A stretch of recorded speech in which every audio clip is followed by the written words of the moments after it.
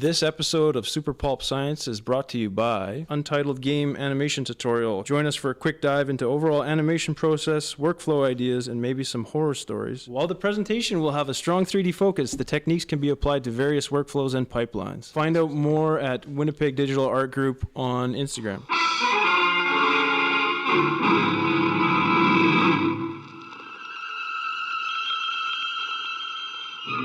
Attention, citizens! It's time for Super Pulp Science! This is Super Pulp Science, where we talk about how genre gets made, and we have brought a special guest today. Yes, I have my long-suffering co-host, Justin, here, but also we have our longtime collaborator from Cassie and Tonk, Mr. Will Liddle, here as well. Hello, everybody. He's been doing some exciting things in the realm of the future that we're going to talk about today. Before that. Yeah, but before that, I So- want to know about the ongoing saga. Dear listener, if you haven't, Will hasn't heard any of this yet, I don't think. Oh, yeah, well, you can't tell the whole story again because I our gotta- constant listener is going to be annoyed. They can do with a recap. They can do with a recap? Okay. Cut it out. If it's too long, if it's too So- long-winded. Basically, in November, car got broken into, right? okay, I remember this. Yeah. 2 suitcases were stolen. One, I ended up finding one was like nearby. The other one was full of vinyl banners and 2 portfolios loaded up with artwork. Right. Fast forward to like 2 weeks ago. I have to keep this all straight because there's like 3 or 4 chapters to this story now. I get contacted through Instagram by Justin Curry, and he's like, "Hi, the police are like calling me saying they have artwork that they think belongs to me, and it's not mine, but I think it might be yours. So here's like a number and a constable, like a badge number and stuff like that." And Right. so I called the cops, and they have recovered some of my stolen artwork. Wild. And so I meet up with them, and I'm They're able instant to. fans. Yeah, they're big fans of my work. Nice. And they, I guess they raided a meth den in the North End and found a bunch of my artwork, including 3 banners and a portfolio. And so there was 2 portfolios stolen. One was new work and one was older work. The portfolio recovered was a mixture of those 2. So these guys had like kind They of were, like, gone picking and choosing picking what and they choosing liked. and whatever. That's awesome. And so I think that's where we left off last week was. With a caveat that addiction is no joke. Yeah. And that if you're out there struggling with addiction, we'll post some links to how you can get some help in the podcast description. That while we are taking some fun and liberty with this story, we recognize that there are people who are in desperate need of, in their desperate times. However, there is another chapter. The silver lining was we thought like all the stolen artwork, maybe it was right before Christmas, so hopefully it ended up in some kids' presents. Anyways, so Chapter 2, though. just after the podcast last week, I'm going about my day, and I get this text from Gregory saying like, "Hey, you might want to check this out."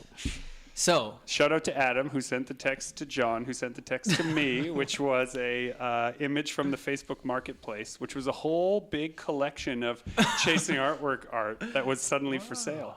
So this individual went on Facebook Marketplace and said, "Hey, I've got a whole bunch of chasing artwork prints by Justin Curry. Here's his sites. Yeah. Here's his other stuff.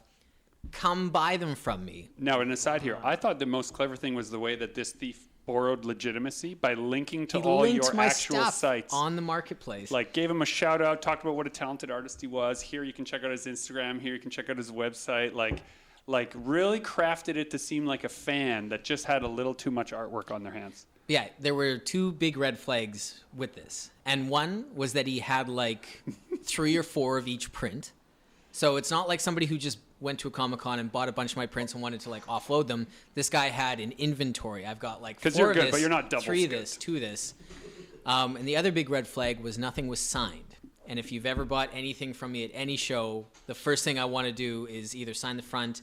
And some people are a little more particular about like they want to keep their artwork clean, but I'll always sign the back. And I've always like, even when somebody's like, I don't want it signed at all, I just immediately start signing the back because it's weird not wanting my signature on it at all. I always find that's like a little like, are you going to pass it off as your own or like An why interesting thing here is that in a way, these unsigned artwork are probably worth more since there's less unsigned artwork It's in the true. world.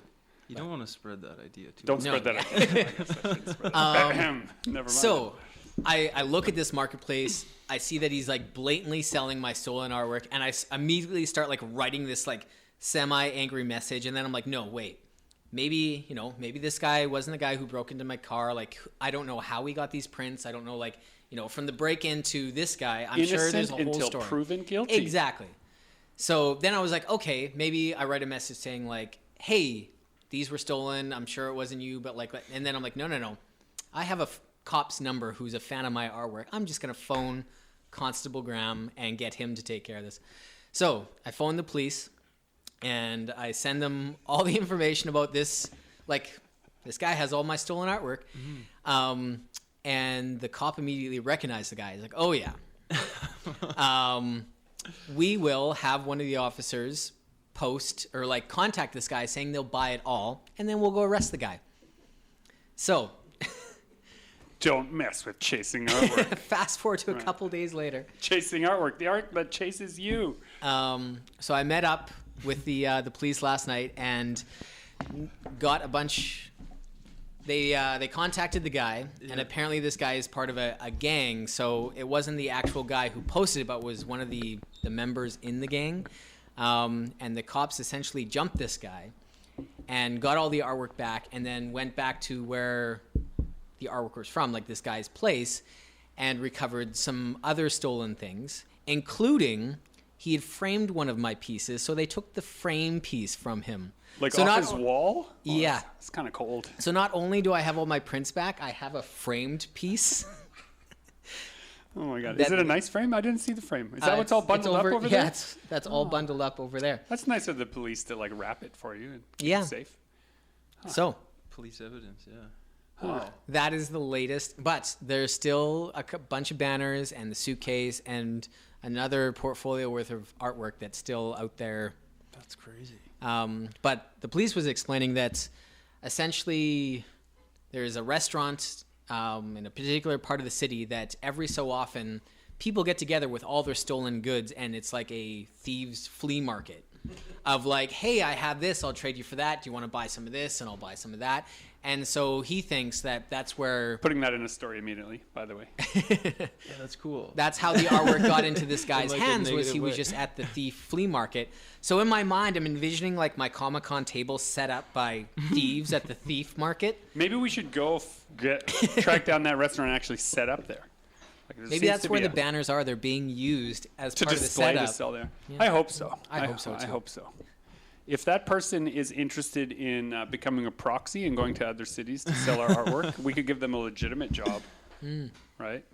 I mean, clearly they're hardworking and entrepreneurial. Yeah, I wonder how much stuff ends up on that Facebook market that's stolen. Like A lot, Yeah. I'm cops sure. probably get a lot of information out of that. Yeah.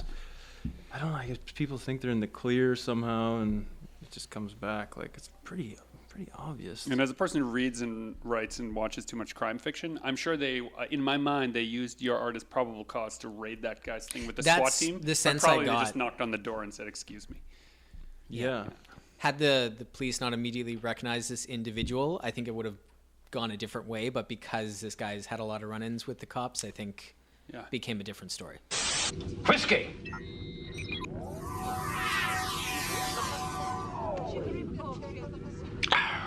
Terrible.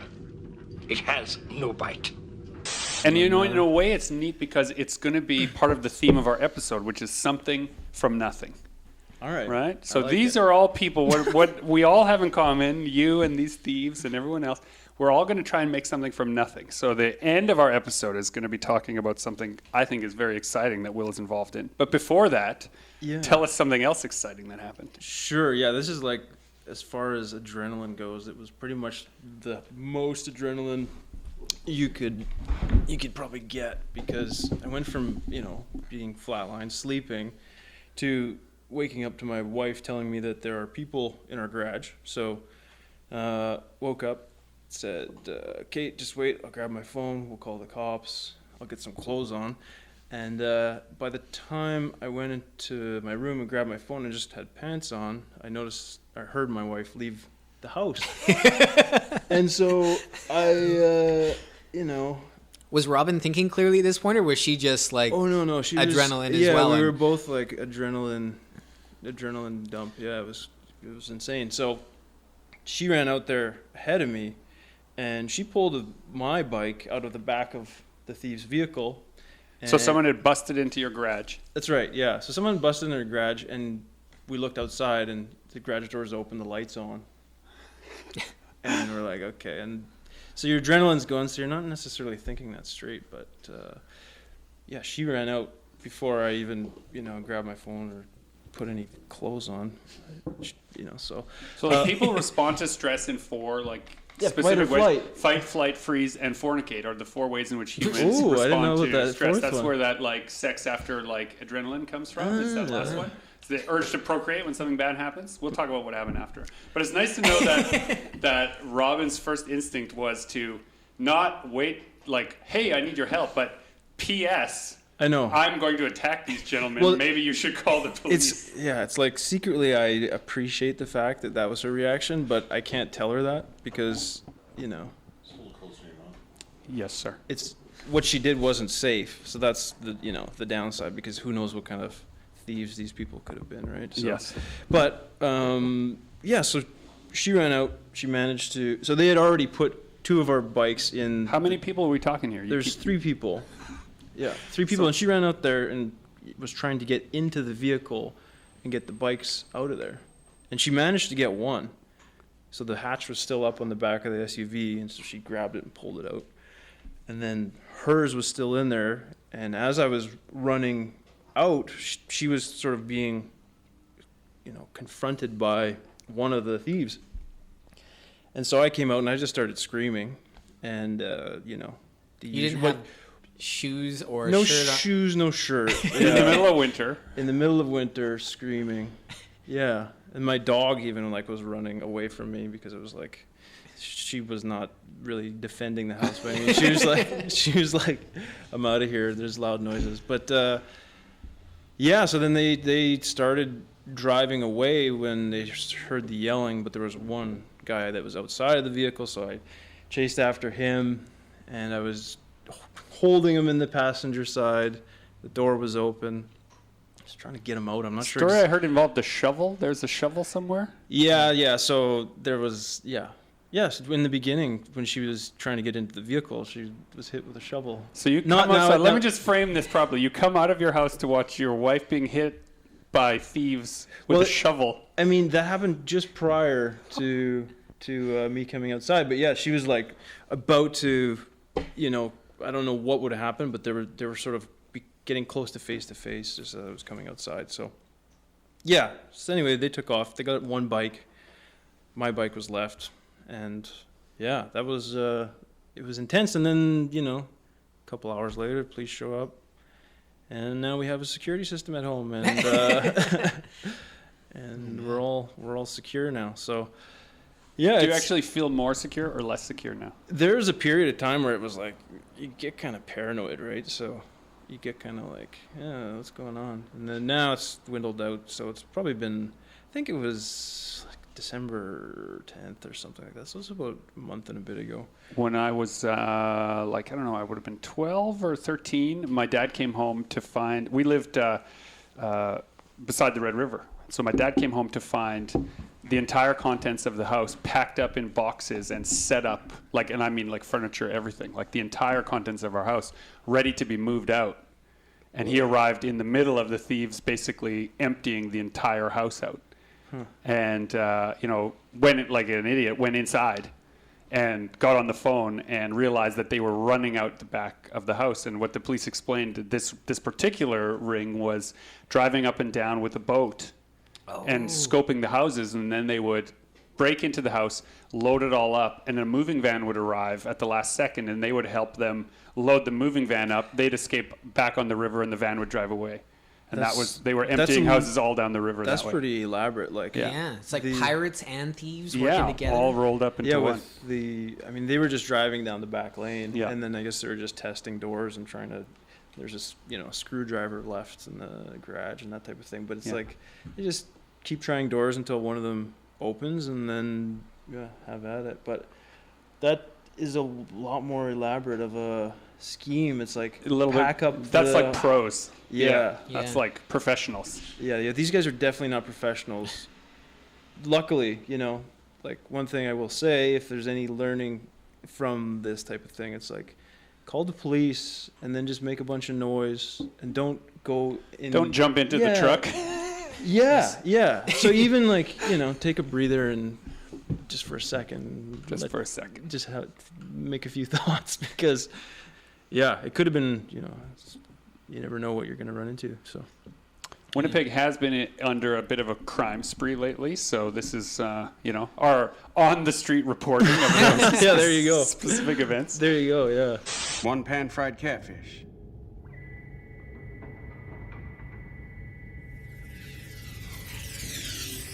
Smells like the real thing. So these are all people, like I said, who are trying to make something from nothing. Why don't you tell us about something else, rather than like leaping out after being the Robin to your wife's Batman, Right. which is amusing because her name is Robin, Yes. right? In this case, you were the Robin. I was the Robin, yes. Instead of doing that at night, what have you been doing with your evenings? I've been setting up prints for 3D printing, yeah. So it's been I'd like you to say that like it's not living in the future.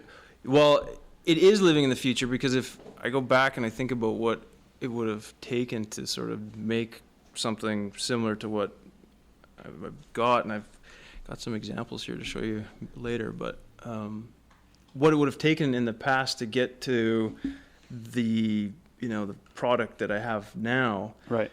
Like there's still tests and prototypes and sort of getting a feel for how this printer works, finding all the hang-ups and different techniques to do it. But if I would have tried to do this 10 years ago, or even 3 years ago or 2 years ago. So for the sake of the dear listener, can you explain exactly, like in as obvious detail as possible, what it is that you're up to? How about first we talk about how it used to be done? Oh. Like, because you ran into somebody who had been trying to do this a decade or two ago. So for the sake of the listener, let's imagine you have some intellectual property like, say, Cassian Tonk or Rust and Water or Good Boys or any other thing, World War Weird, and you want to make toys or you want to make 3D representations of those things. Back in the 80s, you would have to pay a manufacturer to have a mold cast of that, physical sculpt, out of make clay. a mold out of that, and then make a casting of that mold, and then go into production on that.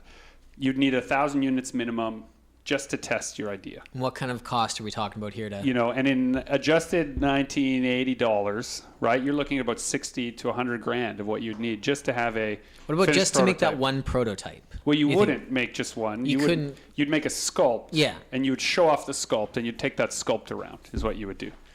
And so you wouldn't go into that full production unless there was someone really interested, right? Yeah, so the whole process of getting from a completed product from the idea, in that case, it's like you need that sculptor to use clay or whatever medium they would use and build up your idea and make sure that everything's clear, and then you make a cast. And Yeah. Can you imagine making changes? This clay gosh. model isn't quite what I wanted. Well, so I mean, and this is part of the artistry, and I mean, there's Yes. a lot of people that would argue that it's what's being lost in that chain of custody of the idea is this hands-on artistry.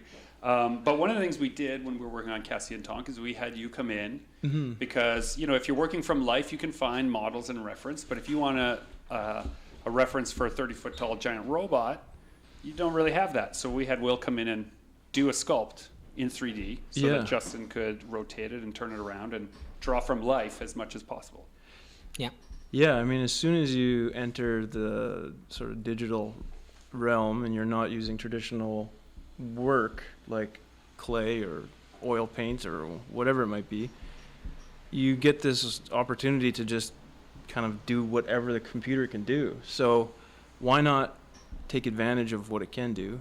And in this case, it's like you've got to draw a giant robot so many times over and over and over. So it's essentially a digital maquette. So it's like back in the day, Disney, they'd have their sculptors build a Hercules is what comes to mind. Yeah, they Reason build a for- maquette, put it on a lazy Susan, right? A little Yeah. disc that you could Yeah, rotate so they would it do the around. same thing. Yeah. Yeah. This is the digital sort of new age version of it.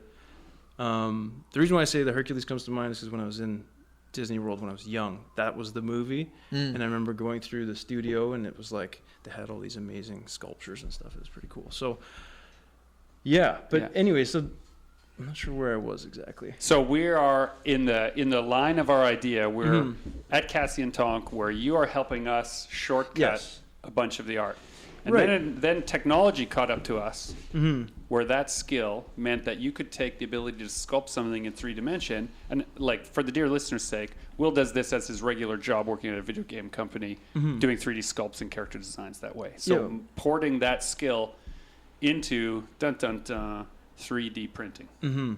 What is a 3D printer? How does it work? Well, there's multiple kinds of 3D printers. For the sort of professional grade or prosumer grade stuff, there's two types. There's PLA printers and there's resin printers.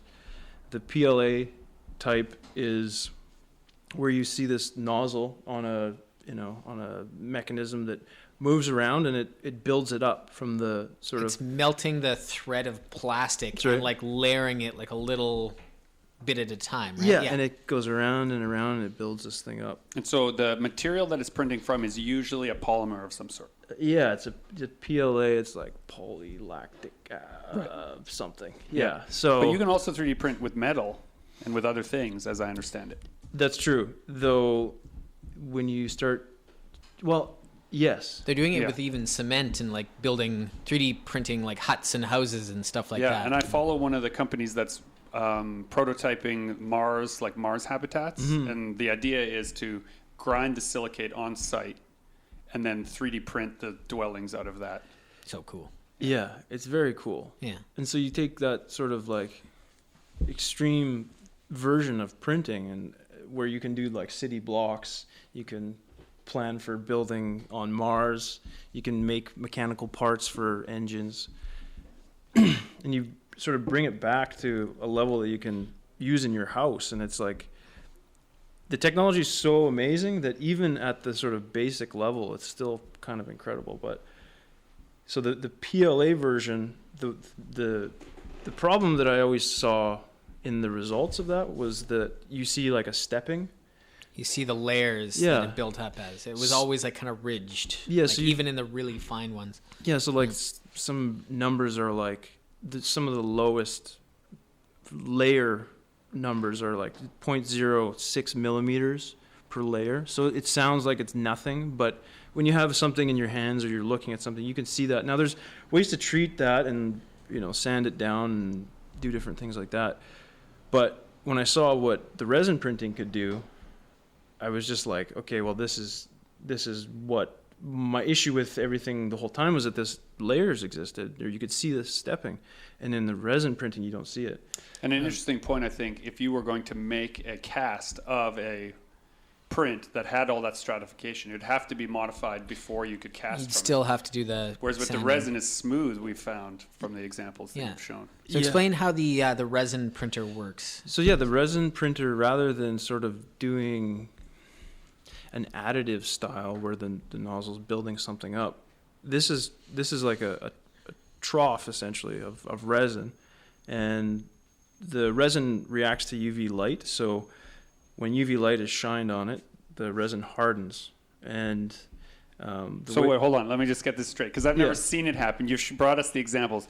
It's a liquid in a reservoir Yep. that essentially a laser or a light beam is solidifying So I can- within the resin. So the laser or the light beam can be sort of visualized more simply in that, like, if you took a monitor or a screen, Yeah. and all that it did, instead of showing like pixels and all that, it's just shining UV light instead. Whoa. So that, I mean, yeah, but if you looked at it, you would say, well, that's nothing compared to my phone. My phone isn't it's displaying something way more interesting than this simple sort of Right. UV light display. But what it's doing is it's showing these patterns on the screen that are kind of just doing the same type of thing as the PLA version, where you build these layers. So there's a platform that goes plunges into the resin, and it's pretty much touching the bottom of the tray, and then the light shines up, and it hardens that resin onto that plate. The plate goes up and down, and so when it goes up, it has the hardened resin stuck to the top of the plate, and then the plate goes back down. It hardens another layer. It goes back up, it lifts out. Okay, and it cool. goes back down and hardens. So the sort of where the like fine detail comes from is the fact that you just have this one axis of movement. So you're literally just going up and down on what would be the Z, and I guess is whatever. But you're literally just going up and down, and the screen is doing the other two dimensions. Tea Earl Grey hot. It still sounds like you're adding a layer at a time. Why doesn't it give you that ridging? So it's the precision in which that up and down movement, it can be, you can move it 0.01 millimeter at a time up and down on this sort of, on this mechanism that it's on, yeah. So as a person who is working on a follow-up to Red Earth where I want them to be able to 3D print stuff, I love the visual idea of a big vat of liquid that stuff rises out of printed. Yeah. But I guess that wouldn't work in low gravity. Yeah,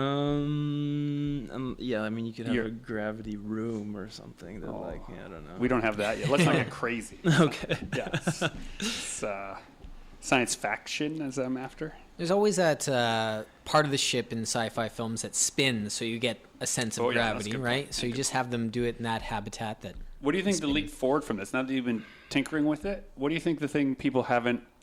Is it all going to realized it become can resin? do? It seems like that's so much better than the other version we talked about. Well, it's interesting because they are improving both sides. So on the side of PLA, they're improving that precision. So the mechanisms that move the nozzle around, they're just getting finer and finer. Right. So you're getting stuff that is close to resin. I don't Are think both going to keep going, or do you think it's going to be like DVD and VHS? One is just going to outdo the other, I and think it might be like that, Yeah. where you get one that wins. Blu-ray and yes, Blu-ray Yeah. and HD DVD. Yeah.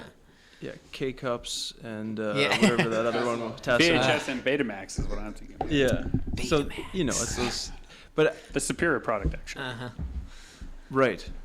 So, yeah, I'm not sure which one will win out, but so the downside to the resin, if it is a better sort of out of the box result for the print, the downside is the sort of mess and dealing with the resin. So you're dealing with plastics and chemicals and stuff, right? So And we've tricked you into putting this machine into your home. That was a concern, yeah. Yeah, we did talk about this a number of times. So, yeah, and with that, I kind of just made in the basement bedroom. That was the first home for it, and I did a bunch of prints in there, and there's no room, and I was trying to, I made a lot of progress in there, but there's just no room to do anything. So we ended up Give people a sense of the scale of the machine itself, because I think if this is your first idea, like first instance of really talking about or thinking about 3D printing, you think about the machines you see in mass media, these huge things doing their thing. What is this? So this one, the plate that the print sits on is it's 7 inches by 4 inches, and the height that it can go is like 11 inches. So you get this sort of volume that you can work within, that you're sort of designing to, and then you can combine things after. But the scale in general it's really like maybe a reasonable comparison might just be like a brick, right? Right. Something just to sort The of whole give you a machine visual. itself is like microwave turned on its... So the whole machine itself, it'd be a microwave turn on its side, smaller. Wow. Yeah. So it's pretty incredible, but And then when you start thinking about it that way, like you don't have to build the entire thing in one clump. You can do an arm and a head and a horn and a wing. Like you do it all separately and then put it together. And this is where the like game development and You're used to building skill models set. that fit together for different reasons. Yeah. Exactly. Yeah. So you get this kind of like overlap in application of the skill. So that's come in handy. The exploration of connecting things together has been interesting so far. I think like probably a lot of people, like kind of me as well, I thought, you buy a 3D printer and you know how to make, a 3D program a little bit, you can just build your thing and hit print. And that's not at all. Not at all it, I think. I think it's the same way that people with pencils, right, assume that having a pencil could make you an artist. It's just the machine. You still have to have the skill and draftsmanship, which is what you have. Yeah, and you see, well, thank you, yeah. But, like, you see all these variations, and it's really interesting because, online there's people showing all this stuff and what they're doing, and you see a lot of skill sets that are, like, really technically minded for making the prints, and then you see artists, but you're not really seeing that overlap all over the place, right? Where you've got artists that are doing the prints as well. Because industrial engineering seems like an obvious fit for this, to prototype things, whereas maybe making toys is less on people's minds.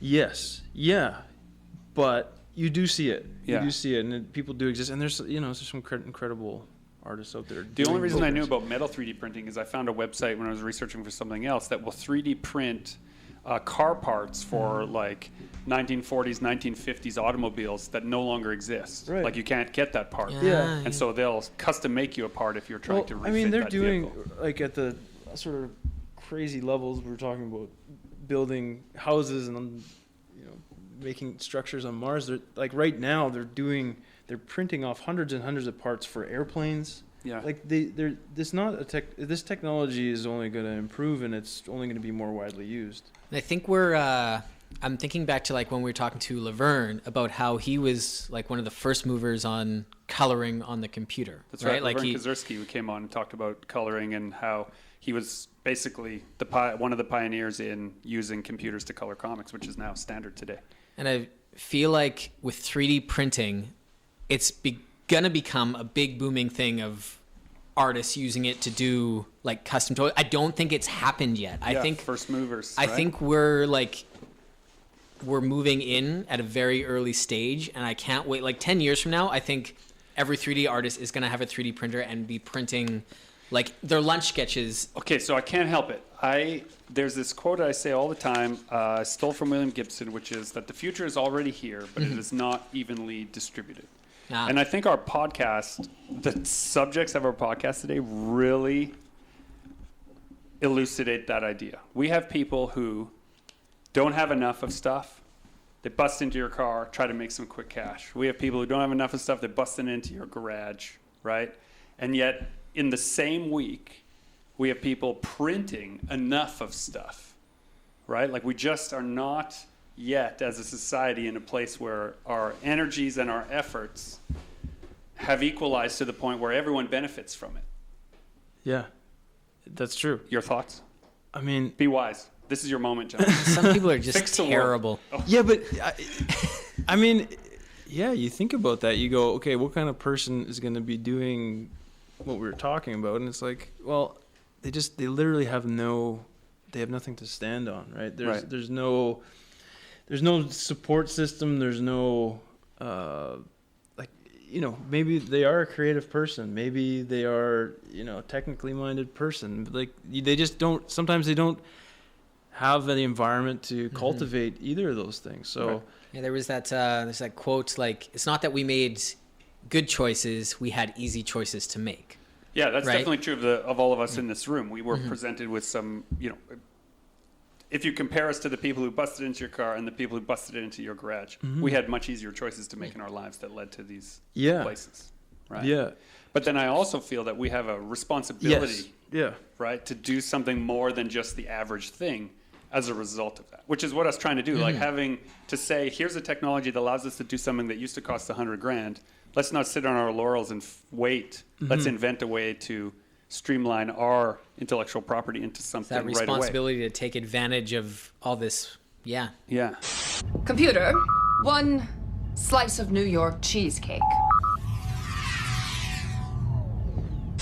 As far as that sort of technical aspect of like chopping up the models, getting them supports on them so that they print properly, where like the skill set would be applied. That's the hang up. That's why it's not like Exploded. exploded. There's still some intricacies there that need to be. But isn't that just the same as like digital artists printing an actual page? Like when a lot of digital artists start out, they don't know about DPI, they don't know about CMYK. So when they go to print their first digital painting, it looks like garbage and they don't know why. And it's because that they didn't have that education, or they just didn't know, they don't know the intricacies of how it works yet. Right. But a little bit of practice. Yeah, trying to make a 2D print. It's and also printers used to be a lot less forgiving. Like if you sent a printer an RGB file, it wouldn't do anything, or it would print out garbage. Now, all this RIP software that a digital printer has, you can send them almost anything, and it's going to make it look halfway decent. Yeah. And it didn't used to be that way. Yeah, and like to kind of go off that idea, even when you think you have it figured out, I'm sure you guys send prints and you're like, okay, well, this isn't what I expected. And an example of that is last night, set the printer, can hear it going, everything seems like it's... What kind of noise does it make? It's kind of just like a small little motor. When it moves, it just does a little zzz, zzz, zzz. All right. So it's this repetitive thing. I have to get some soundproofing and just put a box on top of it. So, because like last night, I can hear it going. Wake up early. I'm like, I got this.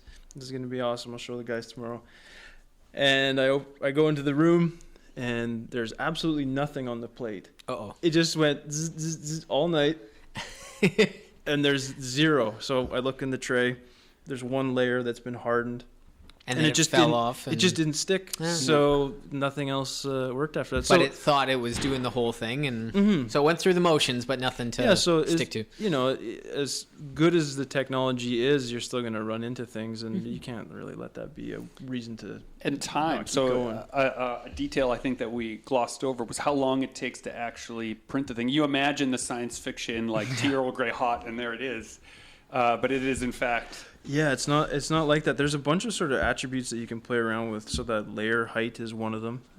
You can play around with how fast the machine is moving up and down. You can play around with the exposure time. How hard is the resin going to be on each layer? So the higher the exposure, the sort of harder it's going to get. When it's softer, is it almost rubbery or is it brittle? I don't know how to describe. It's more of like a almost hardened plastic. Right. I don't really know how to describe it. It's kind of, and it's closer to G.I. Joes or closer to Army Men? Closer to Army Men. Okay. But like with a film on them, and no matter how much film you think you'd take off, it just keeps like deteriorating. Yeah. So almost like a human, your skin will just eventually, you can rub it. Eventually all come off. We're not as solid as we think.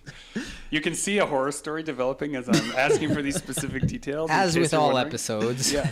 But how long does it take to print? Yeah. Sorry, yeah. So the I don't know.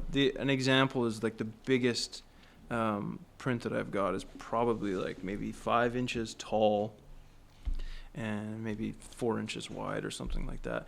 And that was it's like 14 hours. So it takes time. It takes time. If you wanted to do the whole print bed, like you're just hardening a solid block, I bet you it'd be 24 hours, if not more. Now, how long do you think it'll be before the Easy Bake Oven version of 3D printing is available? I would probably say 10 years or something, 5 years. Yeah. Somewhere, I don't know, something like that. But I mean, you already see these like YouTube videos of the next iteration of resin printers, and the time is what they've done is they've added this extra layer of oil in between the LCD screen and the resin vat, and something about this oil allows the resin to harden faster. Right. So all of a sudden it's like, I can't remember until we find out how poisonous that really is. Well, yeah. That's the other thing. Like there's safety procedures. You got to wear masks. You got to have some safety goggles. It's not like it's the Easy Bake Oven quite yet. Yeah. But it will be at some point. Like what'll happen is it'll probably be like you'll have this photo geometry camera. Right. And you'll be able to like take a picture of the microphone in maybe a couple different directions. Yeah. And then you'll hit print. Yeah. And then Well, we see a version of that at shows now. Those 3D print booths where you like step in the booth and it takes a picture of you, and then they send you a 3D model of yourself 6 inches tall in 360, perfectly rendered, Right, but painted and everything. Yeah, I guess the only problem, or the only thing about that is the scale, right? So to capture that information, I don't know what the booth looks like. It's huge, yeah. Yeah, It's big, so you just shrink everything down, make it faster, but yeah, it will be there sometime, and it probably won't be too far away, because all the sort of ducks are in a row, and like I was saying, you already see the next version of the printers, and speed is the thing now, so you get scale and speed.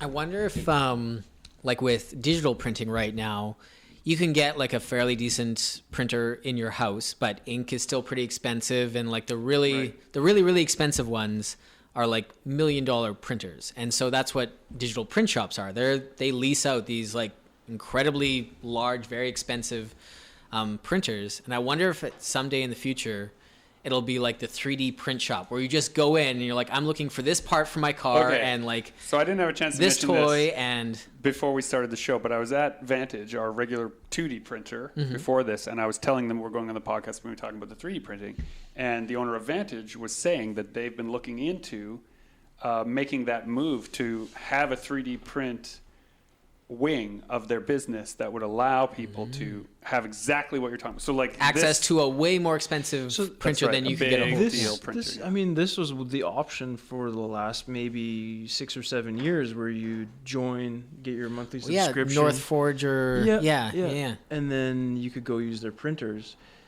But there is still that. So maybe with Vantage, they would have somebody with the skill set to like polish it all or up. maybe they would just have a catalog, like here's what we can print for you, right, at various sizes. Well, they'd probably be like what we do now. They are a little hands off with how we have to file prep. They trust our files when we send it to them, I think, but I imagine a lot of them that like they have to tell the people, this is too low res, this is the wrong, like we're gonna have to work on this before we can print it. So relationship will still matter, and I'm sure once you get to know them, right? What a wonderful how world cool would that be? You could go into Vantage and say like, I want this Boba Fett from 19 whatever, and I want this Transformer, and I want like my God, that would it toy. just mean like the very notion of copyright, we might as well just quit. Because like you could just take a picture, like somebody's artist, like you could take a Boris Vallejo painting and say, please 3D print this for me. I mean, it's kind of happening again now. He says in a quiet tone. Like really, you look at like movies. Yeah. That's all, anybody can get it if they want to get it. Yeah.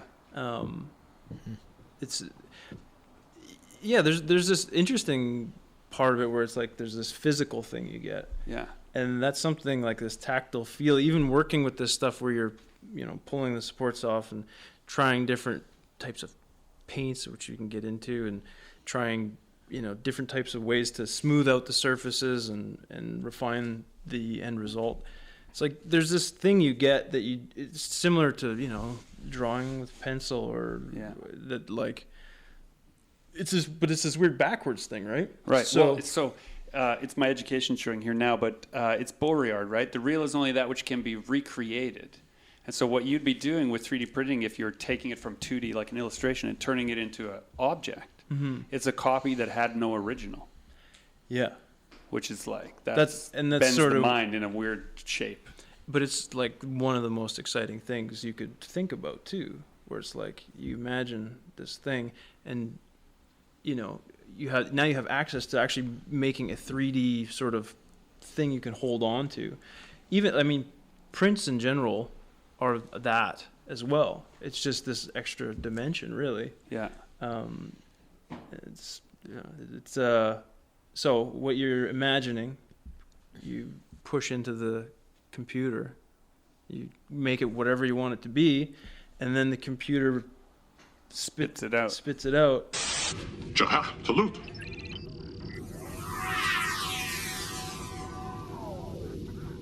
Now this resin, can we connect it to our recycling programs? Well, can we finally turn our trash into something useful? I mean, do you think? I think that's where it's going. There are like eco-based resins you can get, and these, from what I've read, they work just as well as any other type of resin. So Can you, at this point, reclaim hardened resin No. back into the... No. So that'll be the step, right? Like you're going to 3D print all your new toys for your kids. And then can when they're melt bored the with them, old you put ones. it back in and make a new thing. That Yeah. would be amazing. So rather than constantly adding to the There's some- problem, you're just making the new thing that you want. And it doesn't mean you couldn't have the old one again if you wanted, right? That'd be great. Like your kids have to make a decision. Like you have to destroy those 3 toys in order to print you a new one. We do that at our house. I think Yeah. that's pretty Like, healthy you as know, far as like, like being materialistic. You know, we're It's- not going to get anything new until we've donated Yeah. some of this old stuff to somebody else who could use it. I mean, the hang up is that the resin currently Yeah. is cured by UV light. Right. So then a chemist is going to have to figure out how to reverse that or Right. find some type of material that will go back and forth. Right. So science fiction. So this is a good science fiction moment story where somebody has figured out either a Material. of some yeah, kind. well, it could be a material or a spray or some process by which when you expose it to currently 3D printed objects, they break down.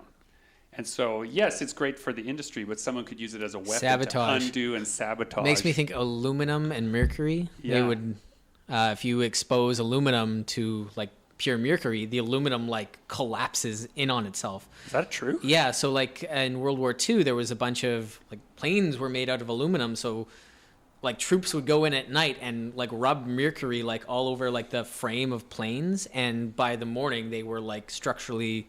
You're making this no, up. How have I that's the not thing. heard of this? That's amazing. I didn't Yeah. know Dear that. Internet, please prove whether Justin is making this up. God, I hope it's true. So, and this is kind of I thought you were going to say mercury guns. But you know, and this is kind of the That'd be the bad. space that we're in right now is this idea that we're making up stories, we're making up like ideas. Within a week, we can have a physical object. And as a like Representative of that creator, idea. like it's so exciting. That's just so exciting that like, okay, I can make a drawing. And then when it happened where like my drawings became a book, that was like mind blown. And then Yeah.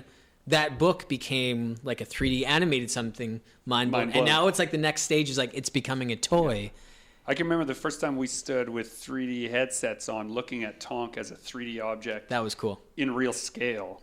I was like, whoa, it's not going to get crazier than this. But the print you did of Dragon Nanny where I got to hold it and like, Yeah. I was like, wow, it's not going to get crazier than this. And that was just the crudest yeah, these are first test. Yeah, He's in the trophy case over there. Yeah. With Yeah. my old Optimus Prime toy. Yeah. The white version before it was Optimus Prime. Yeah. That was and like so, the- like, for the dear listeners, like, why would they endeavor to undertake all of this? Number one, because we can, right? It's not more complicated than that. Because it's not enormously cost prohibitive. And because we have a skilled individual that we can barter time and skills with. Like, you know, Will can use us for what we're doing. We're using Will for what he's doing. And so it made sense, right? I don't know if you guys have actually said what he's doing for you.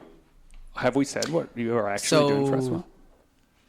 Yeah. So the plan, the scheme was, we found out that you can't just buy a 3D printer and hit print. You need somebody who knows some 3D skills. So, you know, if you're thinking about getting a 3D printer, make sure you have some 3D skills and gonna know how to do that part. And we'd been approached by someone to do some of that with Cassie and Tonk, and so we were letting them do that. And then we had been doing a bunch of the work sort of around it to Yeah. build the sculpts, and realized that for some other projects we're doing, we could do some much more smaller scale attempts.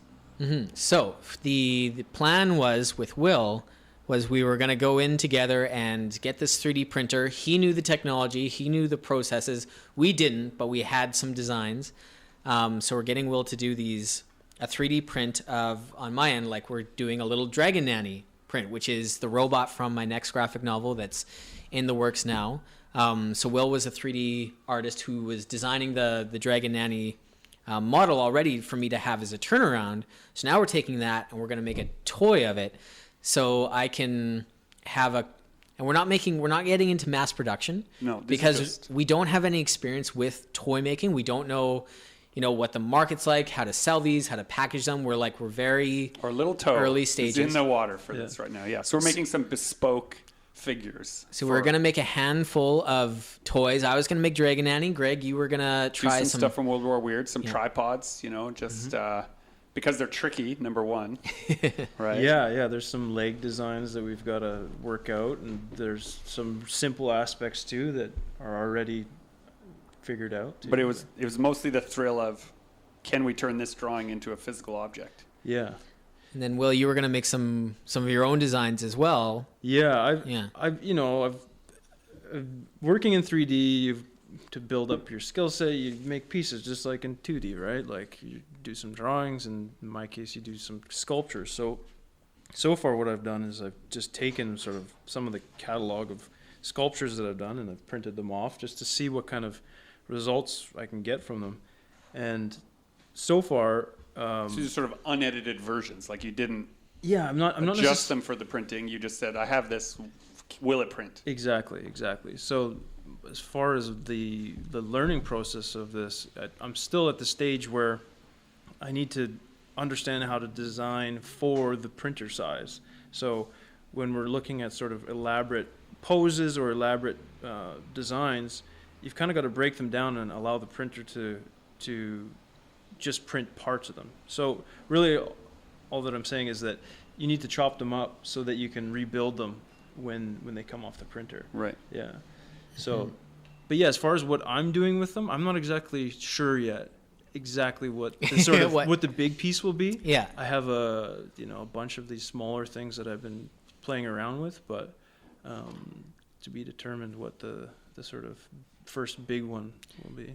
And the current plan is we wanted to print a couple bigger pieces, like bigger Dragon Annies, bigger tripods, and hand paint them, put them in like a nice like display case or some kind of packaging, and then do little versions as well, and go to a big Comic-Con with them and just see how people react. See what happens. And, like see if it's worth the effort on our end, or, like what we need to adjust in the process to make it more appealing to people and go from there. It might be true that the only real place to use bespoke printed characters right now would be to attract a larger manufacturer for a toy line who's looking for a skew of characters that really wants to try something. I will mention just one thing. With that sort of idea, there is sort of the traditional method of multiplying sculptures, and that's just using, it's somewhat traditional, but it's like use the silicone cast and just use a polymer in there. That's right. And then you're not waiting on the printer. You're just doing injection molding. Which is, like an idea, like say